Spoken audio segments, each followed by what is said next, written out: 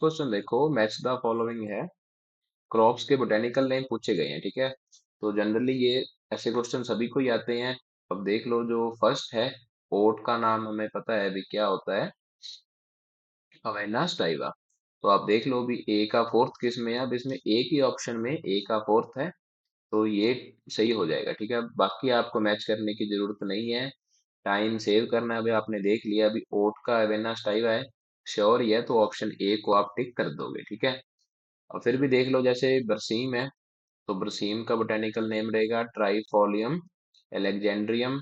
फिर अगर अपने बात करें ल्यूसर्न की, ल्यूसर्न का नाम है मेडिकागो स्टाइवा, ठीक है। और फिर अगर अपने बात करें ग्वार की, ग्वार का नाम रहेगा साइमोप्सिस टेट्रागोनोलोबा, ठीक है। तो सारे ही ऑप्शन इसमें सही हैं। देखो, बी का फर्स्ट दिया हुआ है, सी का दिया है थर्ड, और डी का दिया है सेकंड। अगर अपने जेआरएफ की बात करें ना, तो क्रॉप से जनरली क्वेश्चन आते तो हैं, ठीक है, तीन चार क्वेश्चन आपको देखने को मिलेंगे। बट वो ऐसे क्वेश्चन है, वो सारे ही अटेम्प्ट कर लेंगे उसको। अगर अपने अब इन क्वेश्चन की बात करें, तो भी आपने चाहे कोई भी रेफरेंस बुक पढ़ी है, ठीक है, मैं किसी पर्टिकुलर बुक का नाम नहीं लूंगा, जो बड़ी बड़ी रेफरेंस बुक आती है आपने पढ़ी है वो अच्छे से, ठीक है। बट क्वेश्चन तो बिल्कुल सिंपल पूछे जा रहे हैं ना, कोई वैरायटी से क्वेश्चन पूछ लिया, उनके बोटेनिकल नेम पूछ लिए, या कोई भी ऐसी प्रैक्टिस पढ़ ली जो किसी भी ऑब्जेक्टिव बुक में या नोट्स में मिल जाएगी, ठीक है। तो जो क्रॉप्स कल्टीवेशन का चैप्टर है, उसमें आप इतना टाइम वेस्ट मत करो, वो जो टाइम है आप उसको किसी और जगह लगाओ, ठीक है। ऐसे जो मेजर टॉपिक रहेंगे, एक तो रहेगा वाटर मैनेजमेंट का, और एक रहेगा वीड मैनेजमेंट का, ठीक है। ये दो टॉपिक मेजर हैं, अगर आपने ये अच्छे से कर लिए तो लगभग क्वेश्चन आप अटेम्प्ट कर लोगे, ठीक है। वाटर और वीड में, इन टॉपिक्स में आप ज्यादा टाइम स्पेंड कीजिए। अगर जो क्रॉप्स वाले क्वेश्चन है, वो कोई एक अगर डीप क्वेश्चन आ रहा है, तो वो किसी को ही नहीं आएगा, ठीक है। तो इसमें ज्यादा आपको टाइम वेस्ट करने की जरूरत नहीं है। अब नेक्स्ट देखो, how many agro ecological regions are there in India according to ICR, ठीक है। आईसीआर के अकॉर्डिंग इंडिया में कितने एग्रो इकोलॉजिकल रीजन्स हैं, तो आईसीआर के अकॉर्डिंग एग्रो इकोलॉजिकल रीजन्स रहेंगे 20, ठीक है। यहाँ कई जगह आपको 19 भी देखने को मिलता है। अभी अगर यही सेम क्वेश्चन होता और इसकी जगह लिखा होता national bureau of soil survey and land use and planning का, ठीक है, NBSS LUNP है जो, अगर उसके अकॉर्डिंग आपसे एग्रो इकोलॉजिकल रीजन पूछता, तो उस केस में होते एग्रो इकोलॉजिकल रीजन्स 8, ठीक है। तो आपको देखना है भी किसके अकॉर्डिंग पूछ रहा है।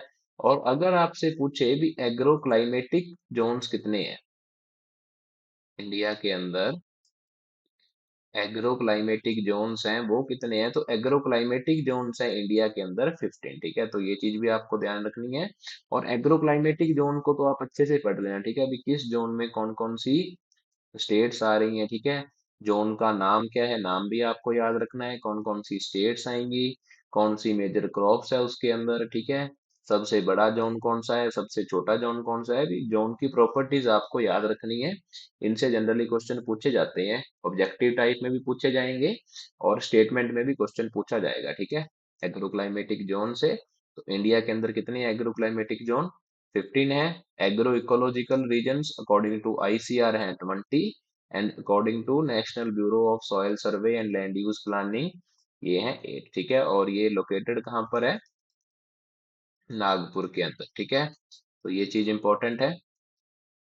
अब नेक्स्ट देखो, given below are two statement, use efficiency of fertilizer NPK can be improved by following integrated nutrient management, ठीक है। अब इंटीग्रेटेड वीड मैनेजमेंट और न्यूट्रिएंट मैनेजमेंट से तीन चार स्टेटमेंट आई हैं।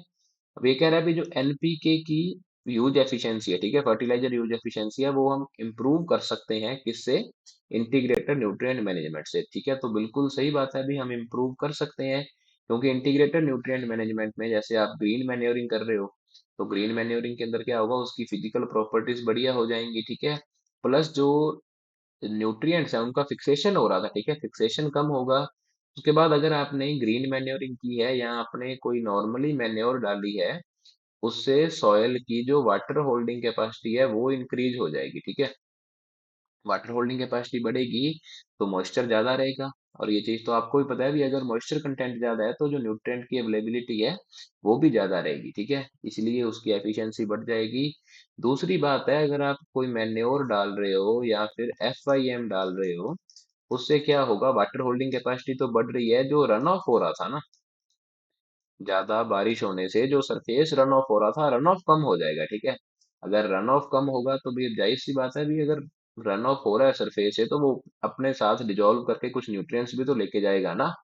फॉर एग्जांपल ये हमारा फील्ड है, ठीक है, बारिश हुई, यहाँ से पानी बाहर जा रहा है, ठीक है, बारिश ज्यादा हो गई, इस पानी के साथ न्यूट्रिएंट्स भी तो वॉश होके जाएंगे ना। अगर आपने ऑर्गेनिक मैटर सॉइल में डाल रखा है, सॉइल लूज है, ठीक है, वाटर होल्डिंग कैपेसिटी उसकी ज्यादा है, तो जो सरफेस रन ऑफ है, सरफेस रन ऑफ होगा कम। और अगर सरफेस रन ऑफ कम हो रहा है तो जो न्यूट्रिएंट्स वॉश अवे हो रहे थे वो कम हो जाएंगे। न्यूट्रिएंट्स अगर उनकी वॉशिंग कम होगी तो जो यूज एफिशिएंसी है न्यूट्रिएंट्स की वो इंक्रीज हो जाएगी, ठीक है। तो देखो पहली स्टेटमेंट है सही।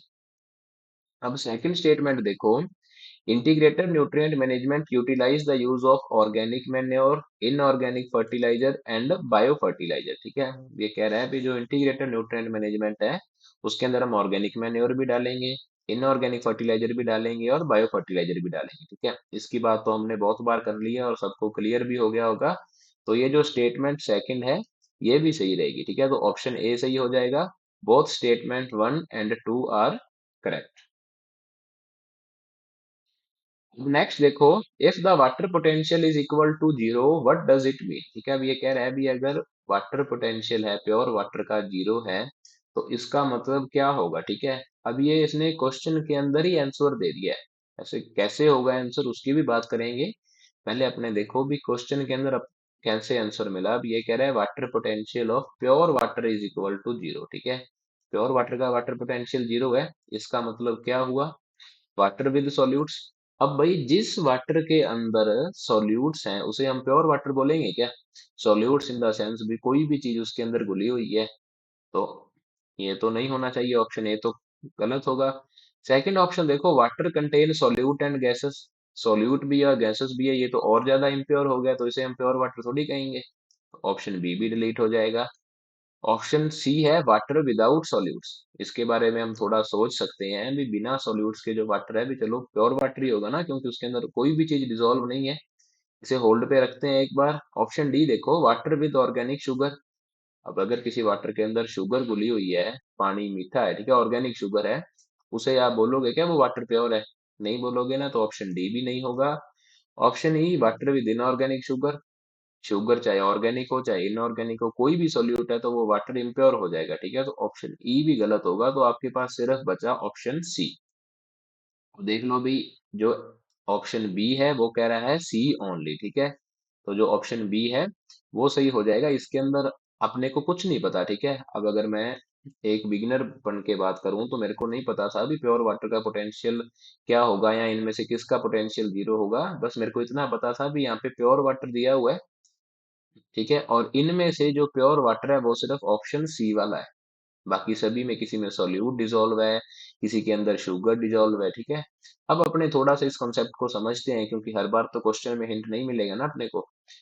एक चीज हमेशा याद रखना भी, जो प्योर वाटर है उसका पोटेंशियल होता है zero.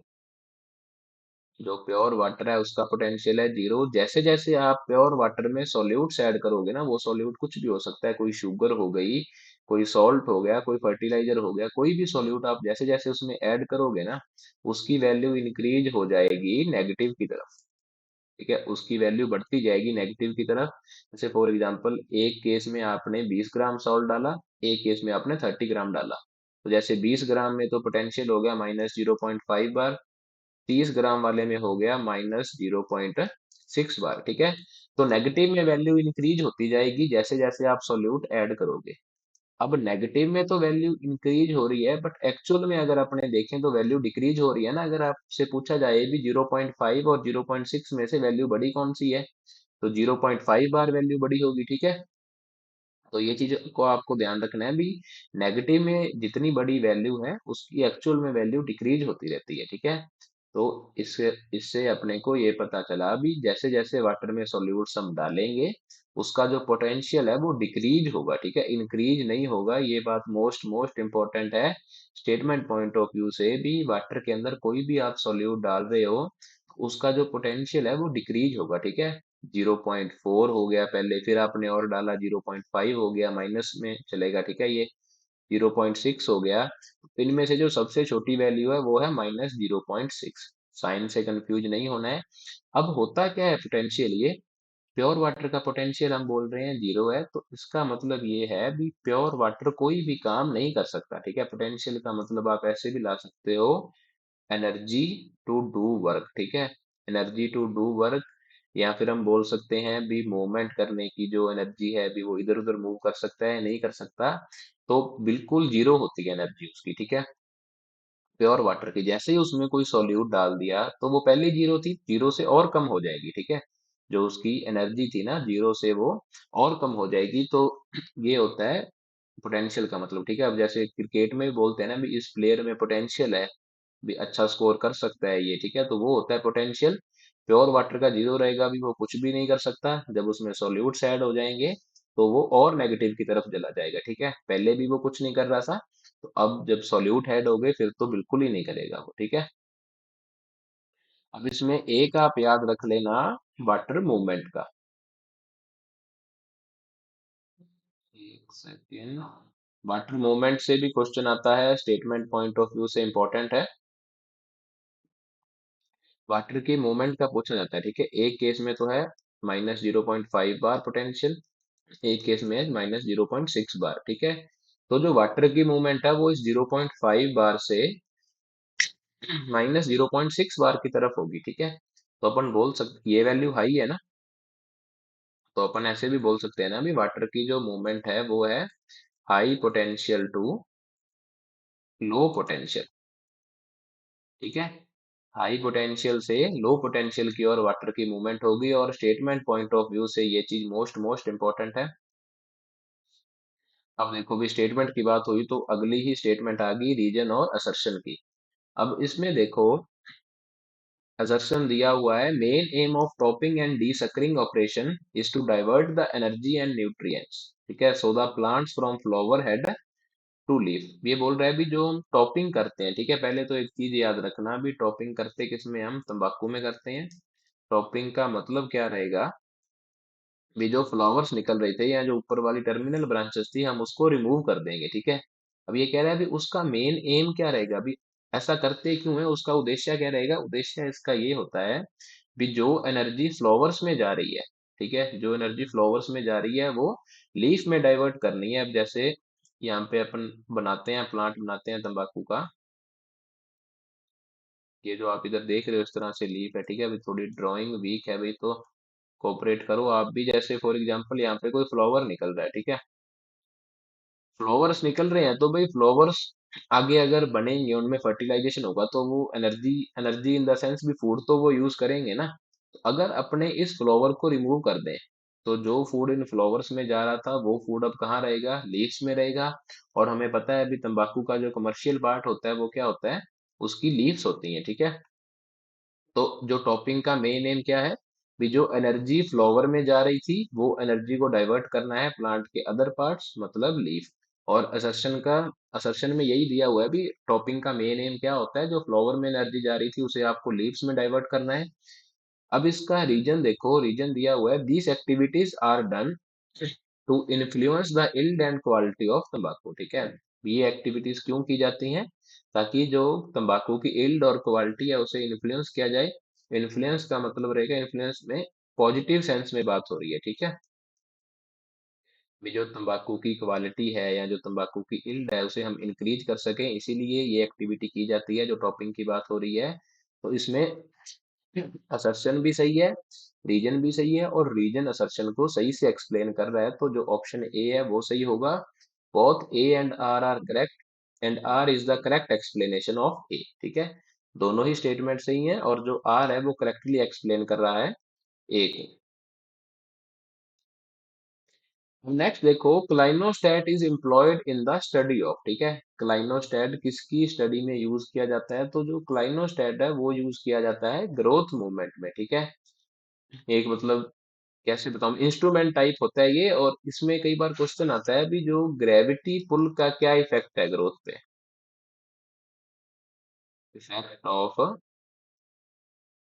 Gravity pull on growth of plant, तो उसको भी कई बार मेजर करने के लिए ये चीज यूज की जाती है क्लाइनोस्टैट। ठीक है, अभी अगर आपके स्टेटमेंट में क्वेश्चन आता है भी clinostat is employed to study effect of gravity pull on growth of plant, तो वो स्टेटमेंट भी सही होगी। ठीक है, यहाँ जनरली अपने बोल सकते हैं भी जो ग्रोथ मूवमेंट है। अभी अगर ग्रेविटी की बात हुई है ना, तो एक स्टेटमेंट और बनती है यहाँ से। दो टर्म्स होती हैं, एक तो होता है पॉजिटिव जियोट्रॉपिज्म, पॉजिटिव जियोट्रॉपिज्म, और एक टर्म रहेगी नेगेटिव जियोट्रॉपिज्म। ठीक है, जैसे ये कोई प्लांट मान लो भी ग्रो कर रहा है,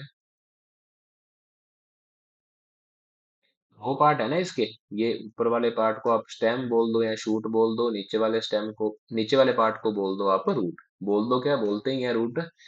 तो इसमें देखो भाई, जो शूट है वो जा रही है ऊपर की तरफ, और जो रूट है वो जा रही है नीचे की तरफ। अगर अपने इसको ग्रेविटी से कंपेयर करें, जो ग्रेविटेशनल फोर्स होती है, ग्रेविटेशनल फोर्स हम सबको पता है अभी डाउनवर्ड होती है। ठीक है, कोई भी चीज को अपने ऊपर फेंकते हैं तो वो नीचे आ जाती है वापस ग्रेविटी के फोर्स के कारण। ग्रेविटी की फोर्स है डाउनवर्ड। तो अगर अपने देखें भी जो शूट है वो ग्रेविटी के जस्ट अपोजिट ग्रो कर रही है। ठीक है, ग्रेविटेशनल फोर्स नीचे को लग रही है, बट जो शूट है वो ऊपर की तरफ ग्रो कर रही है। तो इसे बोलेंगे, शूट की ग्रोथ को हम बोलेंगे नेगेटिव जियोट्रोपिज्म। ठीक है, जियोट्रोपिज्म बात हो रही है ग्रेविटी की, और जो शूट है वो कौन सा रिस्पॉन्स शो कर रही है, नेगेटिव जियोट्रोपिज्म शो कर रही है, भी ग्रेविटी के जस्ट अपोजिट ग्रो कर रही है वो। और अगर अपने बात करें रूट की, तो ग्रेविटी की फोर्स भी डाउनवर्ड है, और जो रूट है वो भी नीचे की तरफ जा रही है, तो रूट को हम बोल देंगे भी रूट शो कर रही है पॉजिटिव जियोट्रोपिज्म। और ये क्वेश्चन एज इट इज आपके स्टेटमेंट में आ सकता है। ठीक है, भी रूट शो पॉजिटिव जियोट्रोपिज्म या रूट शो नेगेटिव जियोट्रोपिज्म। तो अगर तो पॉजिटिव जियोट्रोपिज्म लिखा होगा उस केस में तो स्टेटमेंट होगी ट्रू, और अगर रूट का नेगेटिव जियोट्रोपिज्म लिखा है उस केस में जो स्टेटमेंट है वो फॉल्स हो जाएगी। ठीक है, अब इस जियोट्रोपिज्म से अगर थोड़ा सा क्वेश्चन वो और डीप पूछेगा, तो वो पूछता है भी ऐसी कौन सी क्रॉप है जिसका इकोनॉमिक पार्ट, इकोनॉमिक पार्ट बोल दो, या फिर आप बोल दो भी जिससे हम इल्ड ले रहे हैं। ठीक है, वही हो गया इकोनॉमिक पार्ट। ऐसी कौन सी क्रॉप है जिसका इकोनॉमिक पार्ट शो करता है पॉजिटिव जियोट्रोपिज्म, शो करेगा पॉजिटिव जियोट्रोपिज्म को। ठीक है, तो नॉर्मली जैसे हम क्रॉप्स देखते हैं, जैसे व्हीट है, राइस है, तो सभी का जो इकोनॉमिक पार्ट है वो ऊपर बनता है, वो भी नेगेटिव जियोट्रोपिज्म शो करेगा। ठीक है, शुगर केन है, शुगर केन का भी स्टेम ऊपर बन रहा है। बट अगर अपने बात करें ग्राउंडनट की, ठीक है, ग्राउंडनट की बात करें तो जो उसका इकोनॉमिक पार्ट है, ठीक है, जो ग्रेन्स हैं उसके जो पॉड बन रहा है, तो वो धरती के अंदर बन रहा है ना, सॉइल में बन रहा है, यहाँ पे पॉड्स लगेंगे उसके। तो जो ग्राउंडनट है वो शो करेगी पॉजिटिव जियोट्रोपिज्म। ठीक है, और मोस्ट मोस्ट इंपॉर्टेंट क्वेश्चन है ये, अगर स्टेटमेंट में आता है तो ये ध्यान रखना आप। अभी नेक्स्ट देखो भाई, the sun behave as black body. ठीक है, फर्स्ट स्टेटमेंट दी गई है भी जो सन है वो कैसे बिहेव करेगा, as a black body behave करेगा। और हम सोचते हैं भाई यार सन दिखता तो येलो है या ऑरेंज कलर का है, तो ब्लैक बॉडी थोड़ी होगा वो। जो सन है वो black, as a black body behave करता है, और ये स्टेटमेंट बिल्कुल सही है। सेकंड स्टेटमेंट देखो, sun absorb all energy receive and in turn radiate energy at maximum rate possible for a given temperature. ठीक है, ये बोल रहा है भी जो सन है वो सारी एनर्जी को एब्जॉर्ब कर लेता है, उसके बाद वो रेडिएट करेगा मैक्सिमम रेट पे एक गिवन टेम्परेचर पे। ठीक है, तो ये स्टेटमेंट भी सही है, तो उसमें ऑप्शन ए सही हो जाएगा। ठीक है, both statement one and two are true. अब ब्लैक बॉडी में एक दो चीजें आपको ध्यान रखने वाली हैं। ठीक है, ब्लैक बॉडी वो होती है जो सारी रेडिएशन को एब्जॉर्ब कर ले। ठीक है, ब्लैक बॉडी की कुछ प्रॉपर्टीज हैं, इससे भी स्टेटमेंट आ सकती है। ठीक है, क्योंकि अगर सन की बात हुई है तो ब्लैक बॉडी से भी आएंगी। ब्लैक बॉडी ऐसी बॉडी होती है जो सारी रेडिएशन को एब्जॉर्ब कर ले, एब्जॉर्ब ऑल रेडिएशन। ठीक है, और दूसरी बात है रिफ्लेक्ट नहीं करती वो। जो प्योर ब्लैक बॉडी होगी ना वो बिल्कुल भी रिफ्लेक्ट नहीं करेगी, सारी जो रेडिएशन है वो उसे एब्जॉर्ब कर लेगी। ठीक है, अब दो चीजें होती है ना, दो टर्म्स होती हैं, एक तो होता है एल्बिडो, और एक उसकी रहेगी इमिसिविटी, ठीक है। सॉरी, इमिसिविटी नहीं, एब्जॉर्प्टिविटी। एब्जॉर्प्टिविटी, ठीक है। एल्बिडो के अंदर तो क्या रहेगा, अभी जो टोटल रेडिएशन आई उसमें से रिफ्लेक्ट कितनी की किसी ऑब्जेक्ट ने, ठीक है। एल्बिडो का जो फॉर्मूला है वो आ जाएगा, यहाँ पे थोड़ा सा स्पेस कम है, आप कोऑपरेट करो थोड़ा। रिफ्लेक्टेड अपॉन में आ जाएगा टोटल रेडिएशन, भी जो टोटल रेडिएशन आई थी उसमें से किसी ऑब्जेक्ट ने रिफ्लेक्ट कितनी की है। एब्जॉर्प्टिविटी में आ जाएगा अभी जो टोटल रेडिएशन आई है, ठीक है। जो टोटल रेडिएशन आई है उसमें से किसी ऑब्जेक्ट ने एब्जॉर्ब कितनी की है। दोनों जस्ट अपोजिट बातें हैं। एल्बिडो जिस ऑब्जेक्ट का जितना ज्यादा होगा मतलब वो उतनी ही ज्यादा रेडिएशन को रिफ्लेक्ट कर रहा है, और उसका टेम्परेचर उतना ही कम रहेगा, ठीक है। जैसे स्नो का जो एल्बिडो है वो 0.66 होता है, अर्थ का एल्बिडो 0.35 रहेगा। जिस ऑब्जेक्ट का एल्बिडो जितना ज्यादा, इसका मतलब वो उतनी ही ज्यादा रेडिएशन को रिफ्लेक्ट कर रहा है। और अगर अपने बात करें एब्जॉर्प्टिविटी की, तो ऑब्जेक्टिविटी में जिस ऑब्जेक्ट की ऑब्जेक्टिविटी जितनी ज्यादा होगी, मतलब जो ऑब्जेक्ट जितनी ज्यादा रेडिएशन एब्जॉर्ब कर रहा है तो उसका टेम्परेचर उतना ही ज्यादा रहेगा, ठीक है। एल्बिडो ज्यादा हो रहा था तो टेम्परेचर कम था, ऑब्जेक्टिविटी ज्यादा होगी तो टेम्परेचर भी ज्यादा होगा। अब क्वेश्चन ये पूछा जाता है या कई बार स्टेटमेंट आती है भी जो ब्लैक बॉडी होती है उसकी ऑब्जेक्टिविटी होती है यूनिटी, ठीक है। बिल्कुल सही बात है, यूनिटी का मतलब रहेगा अभी वन। जो ब्लैक बॉडी है उसकी ऑब्जेक्टिविटी वन रहेगी, ठीक है। क्योंकि जितनी टोटल रेडिएशन आ रही है ना, जो टोटल रेडिएशन आ रही है वो सारी की सारी को एब्जॉर्ब कर लेगी जो ब्लैक बॉडी होती है, इसीलिए जो उसकी ऑब्जेक्टिविटी है वो वन हो जाएगी। तो ये स्टेटमेंट का आपको ध्यान रखना है, ठीक है। भी अगर ऑब्जेक्टिविटी का आए ब्लैक बॉडी की तो वो होगी यूनिटी, ठीक है। और एल्बिडो जितना ज्यादा टेम्परेचर उतना कम, ऑब्जेक्टिविटी जितनी ज्यादा टेम्परेचर उतना ही ज्यादा। नेक्स्ट देखो भाई, न्यूमेरिकल पूछा गया है जिसमें the amount of mix fertiliser grade 12:32:16 urea and MOP, ठीक है। ये एमपीओपी नहीं है, एमओपी है। Required to supply 100 kg nitrogen, 50 kg phosphorus and 50 kg K2O per hectare in rice, ठीक है। अब इसमें तीन फर्टिलाइजर दिए हुए हैं और एक के अंदर क्या है, भी मिक्स फर्टिलाइजर ग्रेड है, ठीक है। वो तीनों फर्टिलाइजर्स को अप्लाई करेगा। और दो फर्टिलाइजर अपने पास कौन कौन से हैं, एक तो यूरिया है और एक एमओपी है। तो इससे आपको ये पता चला भी जितना फॉस्फोरस सप्लाई करना है वो सारा हम इस फर्टिलाइजर ग्रेड से सप्लाई करेंगे, ठीक है। जो ये फर्टिलाइजर ग्रेड हमें दी हुई है, जितना फॉस्फोरस है सारा इसी से आपको सप्लाई करना है। अब देखो भी कितना फॉस्फोरस है इसके अंदर, 32 किलो फॉस्फोरस है ना। अभी अपने निकाल लेते हैं, और अप्लाई अपने को कितना करना है, 50 kg फॉस्फोरस अप्लाई करना है, ठीक है। तो सबसे पहले हम फर्टिलाइजर ग्रेड की वैल्यू निकालेंगे। सॉरी, फॉस्फोरस के लिए कितना चाहिए, तो 100/32 मल्टीप्लाई कर दो आप इसको। 50 किलो फॉस्फोरस है ना, 50 से मल्टीप्लाई कर दो, ठीक है। अभी एक सेकंड रुको, जो अपने थोड़ा कैलकुलेटर का यूज कर लेते हैं ताकि आपका भी समय बचे और मेरा भी समय बचे, ठीक है। 100/32 मल्टीप्लाई कर देंगे इसको हम 50 से। तो जो फर्टिलाइजर ग्रेड है वो आ गई 156, ठीक है। अभी जो फर्टिलाइजर ग्रेड वाला फर्टिलाइजर था ना वो कितना आ गया, 156। और इसमें देख लो भाई, एक ही फर्टिलाइजर के अंदर 156 किलो फर्टिलाइजर ग्रेड दी हुई है। तो अगर आप इसको सॉल्व कर लेते हो तो आपको उस बाकी न्यूमेरिकल सॉल्व करने की जरूरत नहीं है। जो ऑप्शन सी है वो सही हो जाएगा, ठीक है। बट फिर भी इन केस अगर ऐसा नहीं होता, ठीक है, बहुत कम चांस है भी एक से ही आपको सारा सोल्यूशन पता चल जाए, तो इसमें आगे का स्टेप ये रहेगा भी, आप देखोगे जब हम 156 किलो फर्टिलाइजर ग्रेड अप्लाई कर रहे हैं तो उसके साथ में नाइट्रोजन और जो पोटाशियम है वो कितना जा रहा है, ठीक है।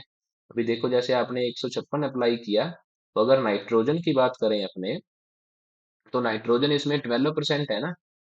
किसी भी चीज का अगर ऐसे परसेंटेज निकालना हो तो उसे 12/100 से मल्टीप्लाई कर दो, ठीक है। अगर 12% 156 का निकालना है तो जैसे 156 इंटू 12, इसको डिवाइड करेंगे अपने 100 से तो नाइट्रोजन आ जाएगी 18.72, ठीक है। फर्टिलाइजर ग्रेड ने कितनी नाइट्रोजन अप्लाई की, 18.72 किलो नाइट्रोजन अप्लाई की। और अगर अपने इसका फॉस्फोरस, सॉरी, पोटाशियम निकालेंगे, पोटाशियम कितना अप्लाई किया है, पोटाशियम है इसमें 16%। ठीक है, तो इसी 156 को आप मल्टीप्लाई कर दोगे 16/100 से, ठीक है।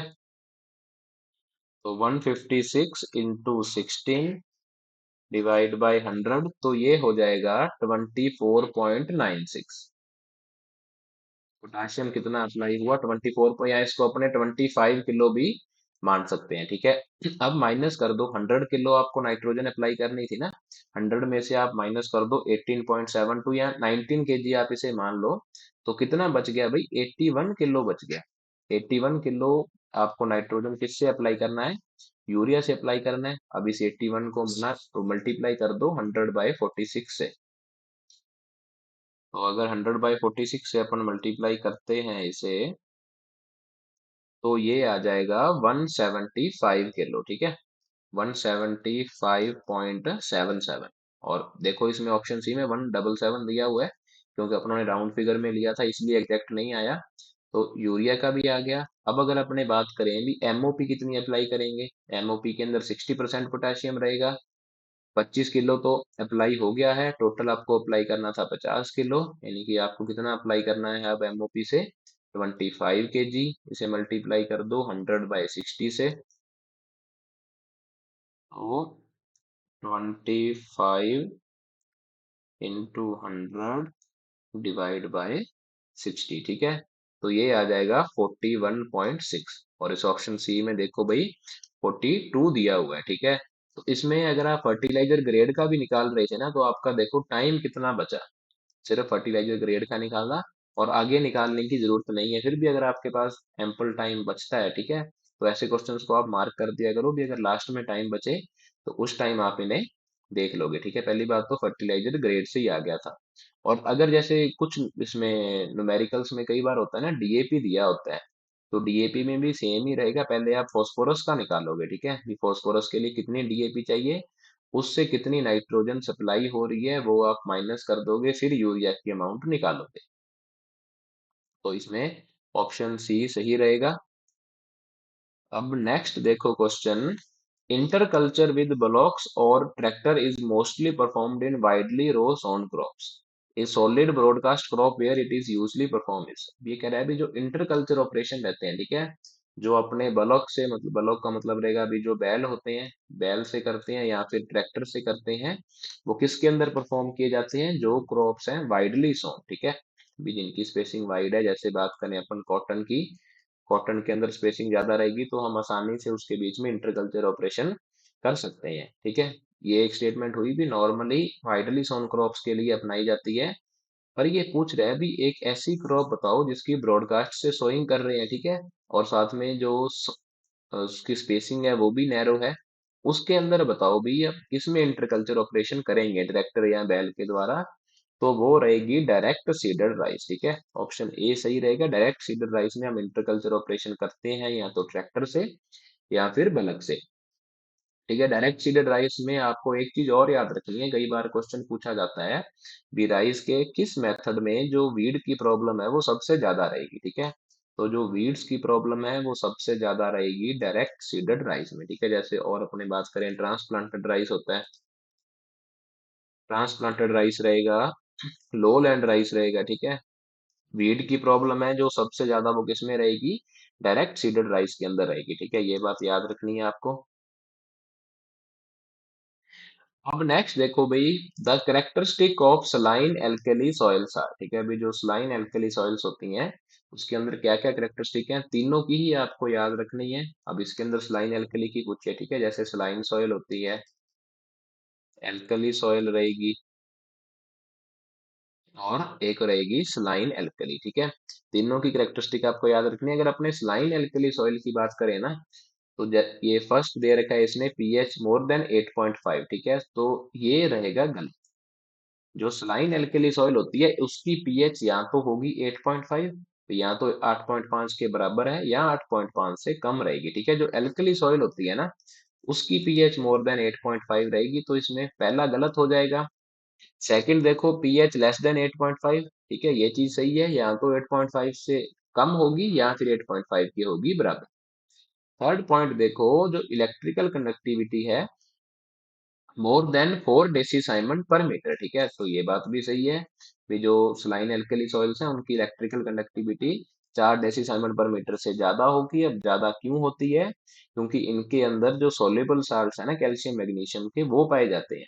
जैसे सलाइन सॉइल्स में होते हैं ना, वैसे ही इनमें पाए जा रहे हैं, तो इसीलिए इसकी जो इलेक्ट्रिकल कंडक्टिविटी है वो 4 डेसीसाइमन पर मीटर से ज्यादा रहेगी। और अगर अपने बात करें फोर्थ की, ठीक है, जो डी पॉइंट है उसमें ये कह रहा है भी इसी लेस देन 4 डेसीसाइमन पर मीटर, तो ये स्टेटमेंट या ये जो पॉइंट है ये गलत हो जाएगा। नेक्स्ट देखो ईएसपी। ईएसपी का मतलब होता है exchangeable sodium percentage. Exchangeable sodium percentage है वो 15% से ज्यादा होगा। तो जो फिफ्थ पॉइंट है वो भी सही हो जाएगा, ठीक है, एक्सचेंजेबल सोडियम परसेंटेज है वो 15 से ज्यादा होगा। तो इसमें देख लो भाई बी सी एंड डी, ठीक है। देखो बी, सॉरी, बी सी और ई सही होगा, ठीक है, बी सी और ई सही है ऑप्शन बी में। ऑप्शन बी हमारा हो जाएगा सही। इसमें इन तीनों का तो हमको जनरली पता ही है, सलाइन एल्कली और सलाइन एल्कली का, ठीक है। एक क्वेश्चन पूछा जाता है डिग्रेडेड एल्कली सॉइल का। भी अगर आपको स्टेटमेंट आ जाए भी degraded alkali soils have pH slightly acidic, graded alkali soils रहेंगी उनका जो पीएच है वो स्लाइटली एसिडिक होगा, तो वो स्टेटमेंट आप सोचोगे भी गलत है, ठीक है, क्योंकि अल्कली सॉइल है तो उसका पीएच तो 7 से ज्यादा ही होगा। बट ऐसा नहीं है, ये जो स्टेटमेंट है ये बिल्कुल सही रहेगी, ठीक है। डिग्रेडेड एल्कली सॉइल्स में क्या होता है, जब हम एल्कली सॉइल की लीचिंग करते हैं, ठीक है, एल्कली सॉइल की लीचिंग हुई, जितना भी सोडियम था वो सारा लीच डाउन हो गया। अब ठीक है, और कैल्शियम वहां पे नहीं था। नॉर्मली तो हम लीचिंग करके उसके बाद जिप्सम की एप्लीकेशन कर देते हैं, भी सोडियम की जगह पे कैल्शियम आ जाएगा। जिप्सम की एप्लीकेशन आपने नहीं की तो सोडियम की जगह पर आ जाता है H+ आयन, ठीक है। H+ आयन्स आ जाएंगे तो उस केस में क्या होगा भी जो पीएच है वो 7 से कम हो जाएगा, ठीक है। तो जो डिग्रेडेड एल्कली सॉइल्स हैं उनका जो पीएच है वो स्लाइटली एसिडिक होता है, तो ये चीज इंपॉर्टेंट है, आपको याद रखनी है। नेक्स्ट देखो, among the flowing nitrification inhibitor. So among the flowing nitrification inhibitor is, ठीक है, ये कह रहा है भी ये जो ऑप्शन दिए हुए हैं इनमें से नाइट्रिफिकेशन इनहिबिटर कौन सा है। तो पहले तो आप देखो नाइट्रिफिकेशन इनहिबिटर होता क्या है। नाम से क्लियर हो रहा है भी जो केमिकल नाइट्रिफिकेशन की प्रोसेस को रोकेगा उसे हम क्या बोलेंगे, नाइट्रिफिकेशन इनहिबिटर बोलेंगे, ठीक है। तो इसमें देखो फर्स्ट है encapsulated calcium carbide, lac coated urea, urea formaldehyde और सल्फर कोटेड यूरिया, ठीक है। इसमें भी आप जनरल कंसेप्ट लगा लो भी जो चारों में से अलग दिख रहा है। अब अलग कौन दिख रहा है, इनकैप्सुलेटेड कैल्शियम कार्बाइड, और यही ऑप्शन होगा सही, ठीक है। कई कई बार इस तरह से भी क्वेश्चन अटेम्प्ट हो जाते हैं। अब ये भी यूरिया है, ये भी यूरिया है और ये भी यूरिया, ठीक है। ये कौन से हैं, ये स्लो रिलीज फर्टिलाइजर है। बीज फर्टिलाइजर को स्लोली रिलीज करेंगे, और जो इनकैप्सुलेटेड कैल्शियम कार्बाइड है वो होगा नाइट्रिफिकेशन इनहिबिटर, ठीक है। अगर अपने बात करें नाइट्रिफिकेशन इनहिबिटर की, तो नाइट्रिफिकेशन की प्रोसेस आपको पता है भी दो हिस्सों में होती है, ठीक है। एक में तो बनता है नाइट्राइट और फिर बनता है नाइट्राइट से नाइट्रेट, ठीक है। नाइट्रेट नाइट्राइट का जो फॉर्मूला रहेगा वो रहेगा NO2, ठीक है। यहाँ पे अमोनिया आ जाएगा NH3, NH3 से बन रहा है नाइट्राइट, और नाइट्राइट से बन रहा है नाइट्रेट यानी कि NO3। और अगर अपनी बात करें बैक्टीरिया की, बैक्टीरिया कौन सा यूज होगा, तो NH3 से जब नाइट्राइट बनेगा उस टाइम तो यूज होता है नाइट्रोसोमोनास, और नाइट्राइट से जब नाइट्रेट बन रहा है उस टाइम यूज होगा नाइट्रोबैक्टर। और इन दोनों बैक्टीरिया को साथ में हम बोल देते हैं नाइट्रोबैक्टीरिया। ये जितने भी बातें मैं बोल रहा हूँ सारी स्टेटमेंट पॉइंट ऑफ व्यू से इंपॉर्टेंट है, इन दोनों को साथ में बोल देंगे नाइट्रोबैक्टीरिया, ठीक है, जो नाइट्रिफिकेशन की प्रोसेस को करते हैं, ठीक है। अब स्टेटमेंट पूछी जाती है अभी जो नाइट्रिफिकेशन इनहिबिटर है वो दोनों में से किसकी एक्टिविटी को रोकेगा। आपने तो जनरल पढ़ लिया था ना, अभी नाइट्रिफिकेशन इनहिबिटर है वो नाइट्रिफिकेशन की क्रिया को रोक रहा है। अब नाइट्रिफिकेशन के अंदर भी दो प्रोसेस हो रही है ना, तो क्वेश्चन पूछा जाता है भी क्या वो दोनों को रोकेगा, या दोनों में से अगर किसी एक को रोकेगा तो किसको रोकेगा वो, ठीक है। स्टेटमेंट पॉइंट ऑफ व्यू से है, तो जो नाइट्रिफिकेशन इनहिबिटर है वो हमेशा रोकता है नाइट्रोसोमोनास की एक्टिविटी को, ठीक है। Nitrification inhibitor always inhibits activity of Nitrosomonas. ठीक है, ऐसा क्यों होता है? क्योंकि ये जो नाइट्राइट है ये होता है टॉक्सिक। ठीक है, अब इसमें आप रीजन असर्शन वाले में भी मैं स्टेटमेंट कंप्लीट कर देता हूं। Because nitrite is toxic if accumulated at large level या लार्ज कंसंट्रेशन। ठीक है, अभी अगर इसका एक्यूमुलेशन ज्यादा कंसंट्रेशन में हो गया तो ये टॉक्सिक होगा।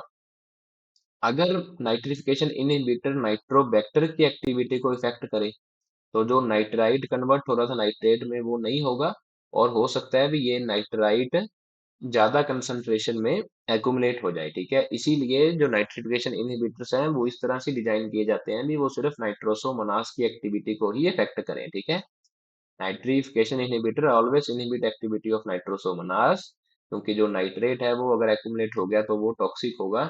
और ये एज इट इज स्टेटमेंट अगर ये पूछना चाहें तो रीजन असर्शन में पूछ सकते हैं। ठीक है, तो ये बात आपको ध्यान रखनी है। एक चीज और याद रखना, भी जो नाइट्रिफिकेशन इनहिबिटर्स होते हैं वो हमेशा बाइंड करते हैं कॉपर आयन को। ठीक है, जो Cu+2 आयन होता है ना, इसको बाइंड कर लेंगे। अगर अपने थोड़ा सा मोड ऑफ एक्शन में जाए ना, भी जो नाइट्रिफिकेशन इनहिबिटर्स हैं वो काम कैसे करते हैं, मोड ऑफ एक्शन क्या है उनका, तो जो कॉपर आयन है वो उसे बाइंड कर लेंगे। ठीक है, अगर कॉपर आयन को वो बाइंड कर लेंगे, ये जो नाइट्रोसोमोनास है इसे एक्टिविटी के लिए कॉपर की जरूरत होती है। ठीक है, अब इसे कॉपर की जरूरत है और नाइट्रिफिकेशन इनहिबिटर ने क्या किया, उसी कॉपर आयन को बाइंड कर लिया, तो उस केस में क्या होगा भाई, जो वो एक्टिविटी कर रहा था नॉर्मली वो नहीं कर पाएगा। ठीक है, और अगर वो एक्टिविटी नहीं कर पाएगा तो जो नाइट्रिफिकेशन की प्रोसेस थी वो पूरी नहीं हो पाएगी। ठीक है, तो अभी दो तीन बातें अपनों को नहीं पता चली है। एक तो कैल्शियम कार्बाइड नाइट्रिफिकेशन इनहिबिटर है। ठीक है, नाइट्रिफिकेशन की प्रोसेस बता दी,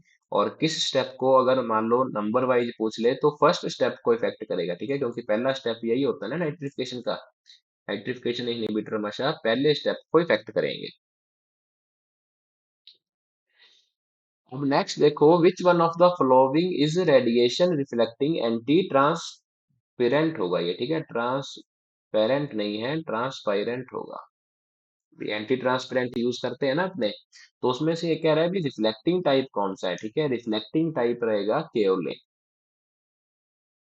केओलिन होता है, वो क्या करेगा, जो लीफ से रेडिएशन रिफ्लेक्ट हो रही थी उसे इंक्रीज कर देगा। अगर रिफ्लेक्शन इंक्रीज हो जाएगा तो जो लीफ का टेम्परेचर है वो कम हो जाएगा। अगर टेम्परेचर कम होगा तो जो ट्रांसपायरेशन है वो भी कम हो जाएगा। ठीक है, तो ये भी आपको बात याद रखनी है, भी जो केओलिन है वो रिफ्लेक्टिंग टाइप एंटी ट्रांसपेरेंट है। क्या करेगा, वो रिफ्लेक्शन को इंक्रीज कर देगा। अगर रिफ्लेक्शन इंक्रीज हो रही है तो टेम्परेचर कम होगा, टेम्परेचर कम होगा तो ट्रांसपिरेशन भी ऑटोमेटिकली कम हो जाएगा। ठीक है, एक क्वेश्चन इनसे और पूछा जाता है भी, जो एंटी ट्रांसपेरेंट्स होते हैं उनका फोटोसिंथेसिस पे क्या इफेक्ट रहेगा। ठीक है, तो जो एंटी ट्रांसपेरेंट्स हैं फोटोसिंथेसिस को ये कर देंगे रिड्यूस, रिड्यूस फोटोसिंथेसिस। ठीक है, फोटोसिंथेसिस को रिड्यूस कैसे करते हैं, क्योंकि जितने भी एंटी ट्रांसपेरेंट है, ठीक है, जैसे ग्रोथ रिटार्डेंट होते हैं, या फिर ग्रोथ रिटार्डेंट है, या फिर स्टोमेटा क्लोजिंग होते हैं, जैसे फिनाइल मर्कुरी एसीटेट है। ठीक है, ये मोबिलीफ दिया हुआ है, मोबिलीफ क्या करेगा भी उसके ऊपर फिल्म फॉर्म कर लेगा। ठीक है, तो इन सभी केसेस में क्या होगा, जो CO2 की एंट्री हो रही थी, अब जैसे मान लो स्टोमेटा को क्लोज कर दिया, उसी स्टोमेटा से तो CO2 ने एंट्री करनी थी ना, तो अगर स्टोमेटा ही क्लोज हो गया तो CO2 कैसे एंटर करेगी, और अगर CO2 एंटर नहीं करेगी तो जो फोटोसिंथेसिस की प्रोसेस है वो इफेक्टेड होगी उससे। ठीक है, तो फोटोसिंथेसिस पे हमेशा इनका नेगेटिव इफेक्ट रहेगा। अगर स्टेटमेंट आती है भी एंटी ट्रांसपेरेंट्स का नेगेटिव इफेक्ट होता है फोटोसिंथेसिस पे, तो वो स्टेटमेंट बिल्कुल सही होगी। अभी नेक्स्ट देखो, भी स्टेटमेंट की बात की तो स्टेटमेंट आ भी गई इसमें। पहली स्टेटमेंट है, green house effect is the retention of heat in lower atmosphere due to absorption and reradiation by clouds and certain gases. ठीक है, ये बोल रहा है भी जो ग्रीन हाउस इफेक्ट होता है वो क्या होता है, it is retention of heat. Retention of heat का मतलब भी हीट को एस्केप नहीं करने देना, हीट को होल्ड कर लेना एटमॉस्फेयर के अंदर, ठीक है। रिटेंशन ऑफ हीट है वो in lower atmosphere, lower atmosphere के अंदर due to absorption and re radiation by clouds and certain gases, ठीक है। ग्रीन हाउस इफेक्ट होता किसके कारण है, क्योंकि एटमॉस्फेयर के अंदर गैसेस प्रेजेंट है, क्लाउड्स प्रेजेंट है, वो क्या करेंगे, जो रेडिएशन अर्थ से इमिट होके बाहर जा रही थी उसे बाहर नहीं जाने देंगे, रिटेन कर लेंगे, ठीक है, उसे एब्जॉर्ब कर लेंगे, एटमॉस्फेयर के अंदर ही रखेंगे। ये होता है ग्रीन हाउस इफेक्ट, पहली स्टेटमेंट है, ये स्टेटमेंट बिल्कुल सही है। अब आप देखो statement second, the anthropogenic green house gases effect is the result of accumulation of trace gases in the air from human activity, ठीक है। भी कह रहा है एंथ्रोपोजेनिक का मतलब करेगा भी जो ह्यूमन के कारण हो रहा है, ठीक है। अब ह्यूमन के कारण जो ग्रीन हाउस इफेक्ट है वो किसके कारण है, क्योंकि जो ट्रेस गैसेस है ना, जो पहले कम मात्रा में पाई जा रही थी, अब वो ज्यादा मात्रा में एक्यूमुलेट हो रही है, ठीक है, ट्रेस गैसेस भी, और प्लस जो, अगर अपने बात करें CO2 है, ठीक है, तो CO2 की कंसंट्रेशन भी तो इंक्रीज हो रही है ना, तो इसके कारण भी ग्रीन हाउस इफेक्ट जो पहले कम था वो अब ज्यादा हो रहा है, ठीक है। तो इससे क्या होगा, ग्लोबल वार्मिंग की प्रॉब्लम हो रही है, ठीक है, जो टेम्परेचर है वो डे बाय डे इंक्रीज हो रहा है। तो इसमें जो ऑप्शन ए है वो सही हो जाएगा, ठीक है, both statement 1 and 2 are true. Next देखो, recently developed mineral soil with no diagnostic origin, low degree of soil development due to less time occurs in all state of India is called, ठीक है। भी जो mineral soil recently develop हुई है, no diagnostic origin, ठीक है, अभी उनके ओरिजिन्स को हम डिफरेंशिएट नहीं कर सकते, जैसे सॉइल प्रोफाइल में ओरिजिन होते हैं ना, O, A, E, B और C, इनको हम डिफरेंशिएट नहीं कर सकते, ठीक है, अलग अलग ओरिजिन्स अभी उसके डेवलप नहीं हुए हैं। जो लो डिग्री ऑफ सॉइल डेवलपमेंट, ठीक है, अच्छे से सॉइल डेवलप नहीं हुई है क्योंकि टाइम कम था, सारी स्टेट्स में पाई जाती है, ऐसी सॉइल को हम क्या बोलते हैं, तो ये सारे करेक्टरिस्टिक्स हैं एंटी सॉल के, ठीक है। इसमें से जो सबसे मेजर करेक्टरिस्टिक है जो आपको याद रखनी है, विद नोन डायग्नोस्टिक ओरिजिन, ठीक है, रिसेंटली डेवलप तो है ही है, बस जो सबसे मेजर करेक्टरिस्टिक है, भी ओरिजिन उसमें अभी तक डिफरेंशिएट नहीं हुए हैं, अलग अलग ओरिजिन्स का हमको नहीं पता है, तो एंटी सॉल है वो।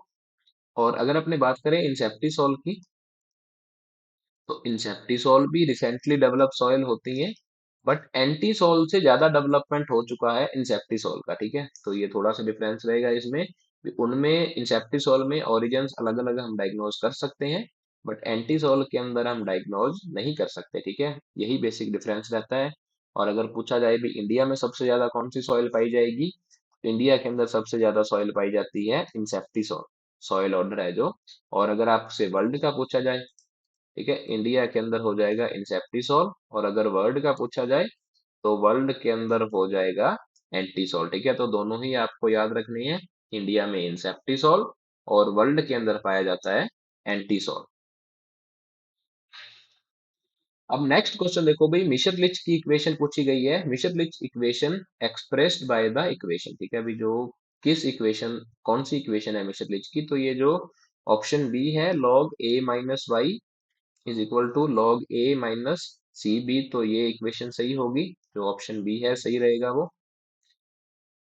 अभी नेक्स्ट देखो, optical sensor used for real time precision of nitrogen management in agriculture crop is, ठीक है, ऑप्टिकल सेंसर यूज किया जाता है इसके लिए, real time precision of nitrogen management, भी रियल टाइम में चेक करने के लिए भी नाइट्रोजन कंटेंट कितना है, या जो नाइट्रोजन की आपको डोज देनी है वो कितनी देनी है, तो उसके लिए यूज किया जाता है ग्रीन सीकर, ठीक है। ग्रीन सीकर होता क्या है, जैसे हमने कोविड के अंदर देखा था ना, तो वो इंफ्रारेड जो थर्मामीटर होता है, भी अपने फोरहेड के पास पॉइंट करते हैं और उसके ऊपर टेम्परेचर आ जाता है, बिल्कुल उसी के जैसा होता है, ठीक है, वैसा क्रॉप्स के लिए भी थर्मामीटर आता है, उसी के जैसा होगा, सेंसर लगे होते हैं, इस पे एक बोर्ड लगा होगा, और इससे हमें पता चल जाता है भी जो क्लोरोफिल या नाइट्रोजन कंटेंट कितना है, और जो नाइट्रोजन की आपको डोज देनी है वो कितनी देनी है, ठीक है। अगर आप गूगल पे देखोगे ग्रीन सीकर की फोटो, तो आप और अच्छे से अंडरस्टैंड कर जाओगे, ठीक है, वो जो कोविड में जैसे यूज करते थे ना, बिल्कुल उसी के जैसा होता है ये।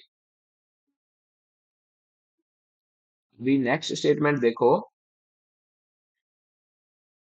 Due to lack of mobility the competition between crop and weed is active being visible in the beginning, ठीक है, ये कह रहा है भी मोबिलिटी की कमी के कारण जो क्रॉप और वीड के बीच में कंपटीशन है वो एक्टिव होता है बिगिनिंग के अंदर, ठीक है। अभी जो स्टार्टिंग फेज है ना, उसके अंदर जो कंपटीशन है वो ज्यादा होगा, ये कह रहा है पहली स्टेटमेंट में। तो ये स्टेटमेंट होगी गलत, ठीक है। जो स्टार्टिंग फेज है उसमें ज्यादा कंपटीशन नहीं रहेगा, क्योंकि उसमें जो क्रॉप है वो भी छोटी है और वीड भी छोटा है, ठीक है। और उनके जो रिसोर्स रिक्वायरमेंट है, जैसे वाटर की रिक्वायरमेंट है, न्यूट्रिएंट की रिक्वायरमेंट है, अगर छोटा प्लांट है तो उसकी भाई रिक्वायरमेंट भी कम रहेगी ना। तो वो इजिली अपनी अपनी रिक्वायरमेंट पूरी कर लेते हैं, वीड अपनी करता रहेगा, क्रॉप अपनी करती रहेगी, आपस में वो compete नहीं करेंगे। अब सेकंड स्टेटमेंट देखो, a good competitor could be the species with least resource requirement. कह रहा है भी एक अच्छा ही कंपटीटर कौन सी स्पीसीज होगी जिसकी जो रिक्वायरमेंट है वो लीस्ट है, ठीक है। अभी वाटर की रिक्वायरमेंट कम है, न्यूट्रिएंट की रिक्वायरमेंट कम है, तो वो अच्छे से compete करेगी, ठीक है। जैसे अब कोई क्रॉप है उसकी रिक्वायरमेंट ज्यादा है, अगर उसको उतना वाटर नहीं मिल पाया तो वो अच्छे से ग्रो नहीं करेगी, अगर अच्छे से ग्रो नहीं करेगी तो अच्छे से compete भी नहीं करेगी, ठीक है। तो एक अच्छा कंपटीटर कौन है जिसकी खुद की रिक्वायरमेंट कम हो। तो ये जो स्टेटमेंट सेकंड है ये हो जाएगी सही। अब इसमें देख लो भाई, statement one is false but statement two is true, ठीक है। जो ऑप्शन डी है वो सही हो जाएगा। अब नेक्स्ट देखो, असर्शन दिया हुआ है निकल is essential for function of urease enzyme, ठीक है। निकल असेंशियल किसके लिए है? यूरियज एंजाइम के फंक्शनिंग के लिए, और बिल्कुल सही है ये। जैसे अपनों ने नाइट्रिफिकेशन इनहिबिटर में देखा था ना, भी जो कॉपर है वो एसेंशियल था नाइट्रिफिकेशन इनहिबिटर्स के लिए, वैसे ही, सॉरी इनहिबिटर्स के लिए नहीं, जो नाइट्रीफाइंग बैक्टीरिया है उसके लिए, उसी तरह से जो निकल है वो यूरियज एंजाइम के लिए एसेंशियल है। नेक्स्ट देखो, इसका रीजन दिया हुआ है nickel helps in breaking down urea into NH3 and CO2, ठीक है। ये बोल रहा है भी निकल हेल्प करेगा यूरिया को ब्रेक डाउन करने में, इसके अंदर NH3 और CO2 के अंदर, ठीक है। अब हमें पता है अभी जो यूरिया है वो ब्रेक डाउन होगी अमोनिया और CO2 में, ठीक है। और इसके लिए कौन सा एंजाइम रिस्पॉन्सिबल होता है? यूरियज एंजाइम रिस्पॉन्सिबल होता है। यूरियज एंजाइम को फंक्शनिंग के लिए क्या चाहिए? निकल की रिक्वायरमेंट है, तो भाई निकल ही तो हेल्प कर रहा है ना ब्रेकिंग डाउन में। तो दोनों स्टेटमेंट सही हैं और इसको करेक्टली एक्सप्लेन भी कर रहा है, तो जो ऑप्शन ए है वो सही होगा। Both A and R correct and R is the correct explanation of A, ठीक है। दोनों ही करेक्ट हैं और जो रीजन है वो सही से एक्सप्लेन कर रहा है। अब इसमें आप एक चीज और याद रखना भी, जो यूरियज इनहिबिटर्स होते हैं ना, जो हम यूरियज इनहिबिटर्स यूज करते हैं वो फंक्शन कैसे करते हैं? वो निकल को बाइंड कर लेंगे, जैसे आपको नाइट्रिफिकेशन इनहिबिटर का बताया था वो कॉपर को बाइंड करेंगे, उसी तरह से जो यूरियज इनहिबिटर है वो निकल को बाइंड कर लेंगे। और जो यूरियज एंजाइम है वो प्रॉपरली फंक्शन नहीं कर पाएगा, तो जो यूरिया कन्वर्ट हो रही है अमोनिया और CO2 में वो नहीं हो पाएगी, ठीक है। इसको अपन बोलते हैं भी यूरिया का हाइड्रोलाइसिस हो रहा है। यूरिया का हाइड्रोलाइसिस होगा तो सही बट स्लो हो जाएगा, और अगर स्लो होगा तो यूरिया लंबे टाइम तक अवेलेबल होगी, ठीक है। ये मेन ऑब्जेक्टिव रहता है यूरियज इनहिबिटर्स का। अब नेक्स्ट देखो, most widely accepted theory for ascent of SAP in tree is, ठीक है। ये जो एसेंट ऑफ सैप है भी, मतलब जो पानी फ्लो हो रहा है ट्री के अंदर, उसके लिए जो सबसे ज्यादा एक्सेप्टेड थ्योरी है वो कौन सी है? फर्स्ट बोल रहा है थ्योरी ऑफ कैपिलैरिटी, सेकंड है role of atmospheric pressure, third है pulsating action of living cell, और फोर्थ है transpiration pull and adhesion and cohesion theory of Dixon and Jolly, ठीक है। तो ये जो ऑप्शन डी है ये करेक्ट रहेगा भी, जब ट्रांसपीरेशन होगा, ठीक है। ये एक प्लांट है, इसकी लीफ से जब ट्रांसपायरेशन होता है तो ट्रांसपीरेशन पुल क्रिएट होगा, ठीक है। ये रूट्स है नीचे, तो ट्रांसपीरेशन पुल क्रिएट होगा तो ये रूट क्या करेंगे, ज्यादा से ज्यादा पानी एब्जॉर्ब करने का ट्राई करेंगे, ठीक है।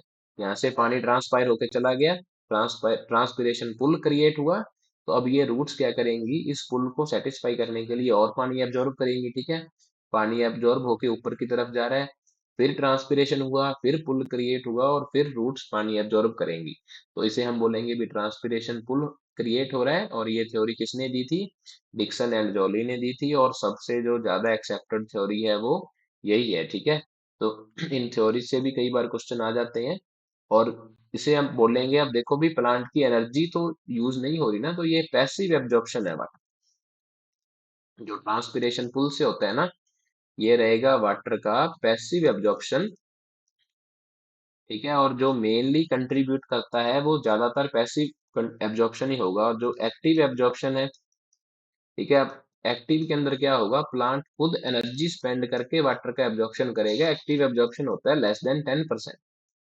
और एक्टिव एब्जॉर्प्शन प्लांट कब करेगा, जिस टाइम ट्रांसपायरेशन नहीं हो रहा, ट्रांसपिरेशन पुल जब क्रिएट नहीं हो रहा, तो प्लांट को तो वाटर की जरूरत है ना खुद के लिए भी। उस टाइम वो एक्टिवली एब्जॉर्ब करेगा, खुद एनर्जी स्पेंड करके एब्जॉर्ब करेगा। नॉर्मली पैसिव एब्जॉर्प्शन होता है। अगर ये भी क्वेश्चन पूछा जाए भी, जो मेजर कंट्रीब्यूशन है वाटर अपटेक में, वो किसका है, पैसिव का है या एक्टिव का है। स्टेटमेंट टाइप में कई बार क्वेश्चन आता है ना, तो उसमें पैसिव एब्जॉर्प्शन ही रहेगा। और अगर आपसे एक्टिव का कंट्रीब्यूशन पूछा जाए, एक्टिव एब्जॉर्प्शन का जो कंट्रीब्यूशन है वो रहेगा लेस देन 10%। ठीक है, और बाकी अपन डिस्कस करेंगे नेक्स्ट क्लास में। Thank you.